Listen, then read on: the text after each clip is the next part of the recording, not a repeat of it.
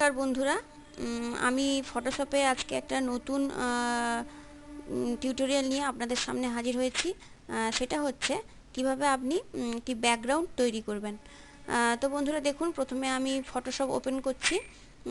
Photoshop open করার পর আমি ফাইলে গিয়ে নিউ অপশানে ক্লিক করলাম। নিউ অপশানে ক্লিক করলে একটা সুন্দর দেখুন একটা বক্স এলো। ওখানে উইথ এবং হাইট আমার ধরুন 800 আর 600 করা আছে। আপনি এটা আপনাদের নিজের ইচ্ছে মতো করতে পারেন। এবং পিক্সেল আছে, এখানে আপনি অনেকগুলি অপশান আছে, আপনি যেটা খুশি নিতে পারেন। আমি এখানে পিক্সেল নিলাম, নিয়ে আপনি ওকে প্রেস করলাম। দেখুন একটি নতুন পেজ খুলে গেল আমাদের সামনে। এর হচ্ছে একটি লেয়ার, আমি প্রথম লেয়ারটাকে আনলক করব। দেখুন বন্ধুরা, এখানে ডবল ক্লিক করলেই একটি নিউ লেয়ার বলে অপশান আসবে, ওখানে ক্লিক করলে ছবিটা হচ্ছে আনলক হয়ে গেল। এরপর দেখুন, এরপর আমি এই ইমেজটার উপর আমি হচ্ছে সুন্দর টেক্সচার বা ব্যাকগ্রাউন্ডটা সুন্দর তৈরি করব। এই লেয়ারে ক্লিক করে আমি এই লেয়ারের উপর ডবল ক্লিক করলেই দেখুন বন্ধুরা একটা লেয়ার স্টাইল বলে একটা অপশান খুললো। ওখানে অনেকগুলি অপশান আছে। আমি ধরুন প্রথমে স্ট্রোক অপশানে ক্লিক করলাম। স্ট্রোক অপশানে ক্লিক করার পর দেখুন আমার এখানে কালার আছে, কালারটা ব্ল্যাক সিলেক্ট করা আছে। ধরুন আমি এখানে রেড কালার নেব। তো বন্ধুরা দেখুন, আমি রেড কালারটা চুজ করলাম, দিয়ে ওকে প্রেস করলাম। ওকে প্রেস করার পর সুন্দর একটা রেড কালার চলে এলো। এখানে সাইজটা আছে 3 পিক্সেল করা আছে। আপনি সাইজটাকে বাড়াতে পারেন, আপনার চাইলে বাড়াতে পারেন। আমি 49 পিক্সেল করলাম। ওপাসিটি 100% করা আছে, আপনি ওপাসিটি কমাতে পারেন বা বাড়াতে পারেন। আমি এখানে ওপাসিটি বাড়ালাম। দেখুন এখানে ব্লেন্ড মোড বলে একটা অপশান আছে, এখানে ক্লিক করলে অনেকগুলি অপশান পাবেন। আমি নর্মাল রাখলাম। নর্মালে আমি ক্লিক করলাম।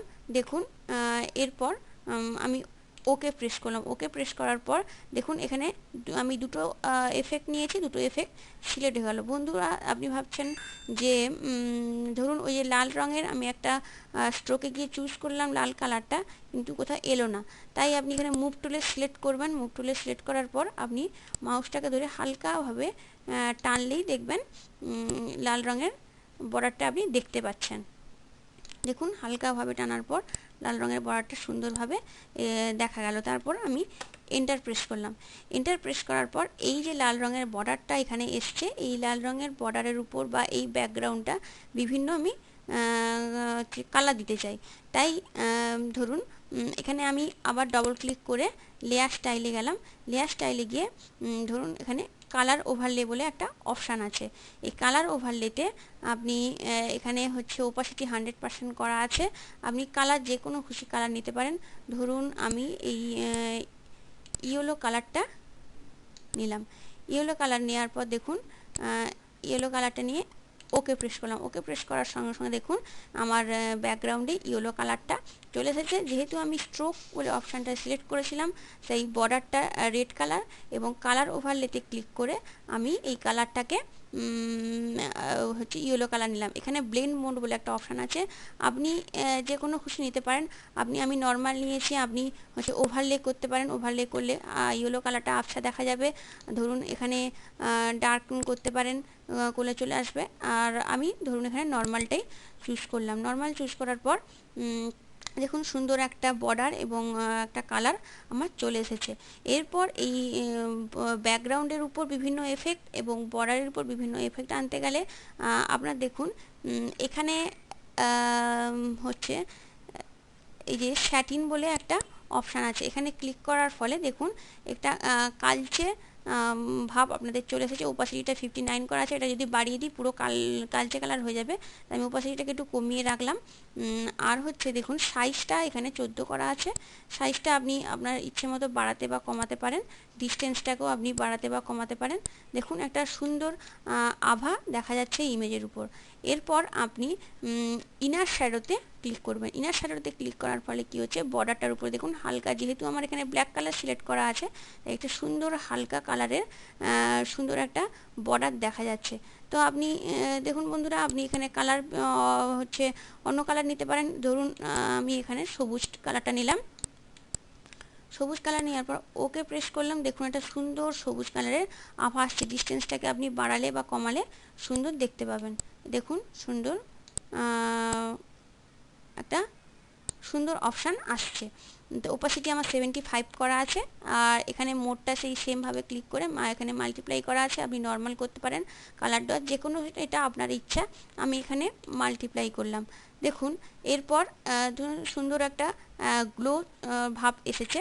এরপর আপনি এইখানে এখানে টেক্সচারে ক্লিক করলে, টেক্সচার বলে একটা অপশান আছে, টেক্সচারে ক্লিক করলে দেখুন ব্যাকগ্রাউন্ডে একটা সুন্দর টেক্সচার এসেছে। এখানে স্কেলটা আছে, আপনি স্কেলটা বাড়াতে বা কমাতে পারেন, সেটা আপনার ইচ্ছে। দেখুন সুন্দরভাবে আমি কমালাম, এবং ডেপথটাও কমাতে বাড়াতে পারেন। ধরুন এই 26 বা একটু বাড়িয়ে দিই, 91 করে নিলে সুন্দরভাবে একটা অপশান আসছে। দেখুন একটা সুন্দর ব্যাকগ্রাউন্ড তৈরি হয়েছে। এরপর যদি আপনি এই ব্যাকগ্রাউন্ডটা না রেখে যদি আপনি অন্য ব্যাকগ্রাউন্ড রাখতে চান, তাহলে এখানে প্যাটার্ন বলে একটা অপশান আছে, প্যাটার্নে ক্লিক করলে আপনার ধরুন এইখানে অনেকগুলো অপশান আছে, এখানে ধরুন আমার এটা নিলে আপনি এই প্যাটার্ন চুজ করলে এই প্যাটার্ন চলে আসবে, ওকে প্রেস করলেই প্যাটার্নটা হয়ে যাবে। ধরুন আমি এখানে প্যাটার্নটা নিলাম না, তাই আমি একে আউট করে দিলাম।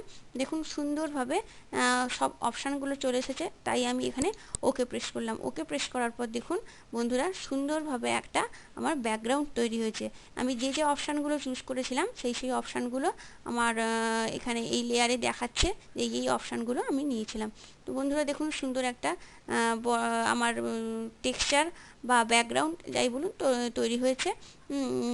তারপরে আপনি এইটাকে ফাইলে গিয়ে নর্মালি যেভাবে সেভ করা হয় সেই সেভ অপশানে গিয়ে ক্লিক করে আপনি সেভ করতে পারেন, তাহলে সুন্দর একটা ব্যাকগ্রাউন্ড হয়ে যায়। তো বন্ধুরা আমার টিউটোরিয়াল এই টিউটোরিয়ালটা এইখানে এই পর্যন্ত শেষ হলো। আর এই টিউটোরিয়াল যদি আপনাদের ভালো লেগে থাকে তাহলে সাবস্ক্রাইব করুন। তো বন্ধুরা এই আজকের মতো এই পর্যন্তই, পরের টিউটোরিয়ালে আবার দেখা হবে। সকলে ভালো থাকবেন, ধন্যবাদ।